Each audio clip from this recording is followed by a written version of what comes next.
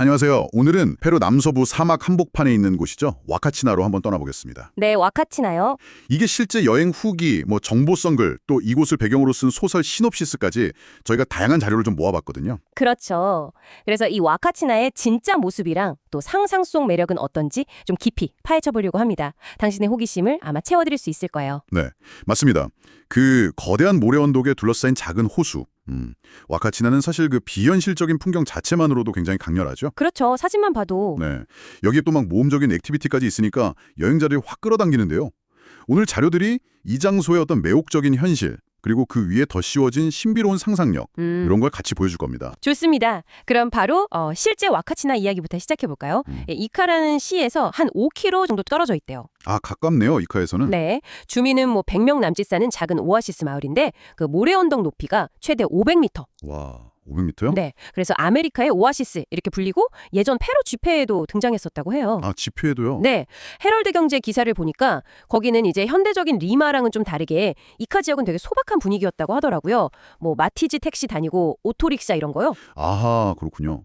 근데 흥미로운 건 말이죠. 이 오아시스가 원래는 자연적으로 생겨났는데 2000년대 초반부터 주변에 우물을 너무 많이 개발해서 수위가 낮아졌대요. 아, 진짜요? 그럼 지금은요? 그래서 2015년부터는 지역 사업체들이 인공적으로 물을 공급해서 유지하고 있다고 합니다. 아, 그럼 자연 오아시스라고 하기엔 좀 애매한 면이 있겠네요? 그렇죠. 전설 속에서는 아름다운 공주가 목욕하다가 사냥꾼 보고 놀라서 도망치면서 남긴 거울이 호수가 됐다 이런 이야기가 있는데 네네. 현실은 결국 인간의 관리가 필요한 상황인 거죠. 이 지점이 와카치나의 어떤 현대적인 정체성 이런 걸 좀 생각하게 만들어요. 인공적으로 유지해야 한다. 이게 자연 그대로의 오아시스 이런 이미지랑은 조금 다른 느낌인데요. 그럼 수자원 보존이 진짜 중요한 문제겠군요. 네, 맞습니다. 그래서 2016년에는 나노버블 기술이라고 아주 작은 기포로 수질 개선하는 기술이 있잖아요. 네, 들어봤어요. 그걸 이용해서 복원하자는 제안도 있었는데 2020년 기준으로 후속 소식은 딱히 없다고 위키피디아에 나와 있더라고요. 아, 아쉽네요. 뭔가 해결책이 필요한 상황 같은데. 아, 그리고 현지에서는 호수물이랑 진흙이 관절염 같은 데 치료 효과가 있다는 믿음도 있대요? 네, 그런 이야기도 있더라고요. 이런 현실적인 고민과는 별개로 와카치나는 과거에는 가족 휴양지 같은 느낌이었다면 지금은 완전히 모험 관광 명소로 좀 바뀐 것 같아요. 맞아요. 그 여행 후기들 보니까 역시 핵심은 샌드보딩하고 버기카 투어더라고요. 그렇죠, 버기카. 버기카는 현지에서 아레네로스라고 부른다는데 그 공동부부 블로그 후기를 보니까 속도감이랑 스릴이 어마어마하대요. 진짜 막 소리 지르고 난리 난다고. 아, 재밌겠네요. 샌드보딩도 단계별로 있는데 1단계, 2단계, 3단계. 3단계는 진짜 거의 수직으로 내려오는 느낌이라 엄청 무섭다고 하고요.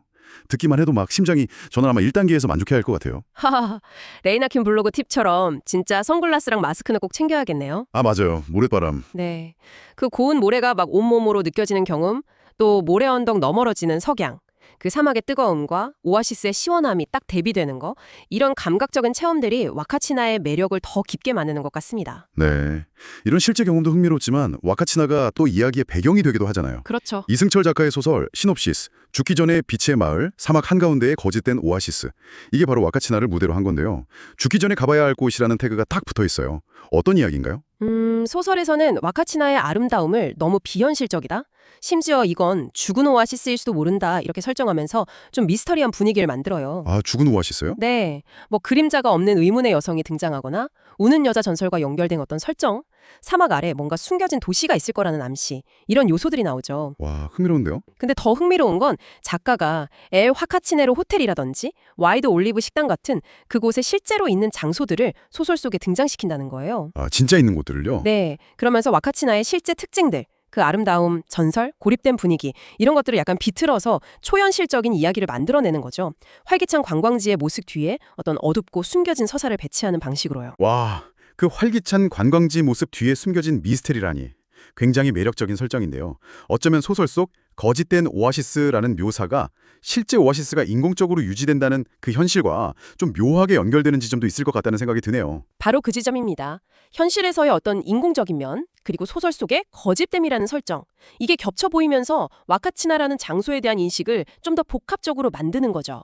실제 장소가 허구랑 만나면서 더 깊은 의미를 만들어내는 거예요. 네, 정리해보면 와카치나는 정말 짜릿한 액티비티, 아름다운 풍경, 또 흥미로운 전설을 가진 실제 장소인 동시에 인간의 어떤 관리, 그리고 문학적 상상력이 더딥혀진 굉장히 다층적인 공간이군요. 그렇죠. 이런 다층적인 모습이 당신에게는 어떻게 다가오나요? 모험을 꿈꾸게 하나요?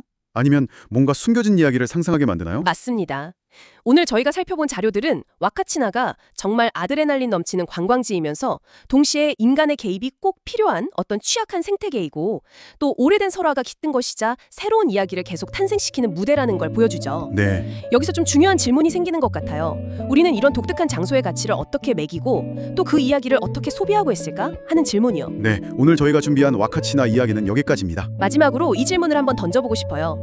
오아시스를 인공적으로 유지해야 한다는 그 현실하고 소설 속 거짓된 오아시스라는 상상력, 이 두 가지를 함께 생각할 때 이 만들어진 자연이라는 것이 우리가 느끼는 어떤 경이로움 그리고 그곳에 얽힌 이야기에 과연 어떤 영향을 미치고 있을까요?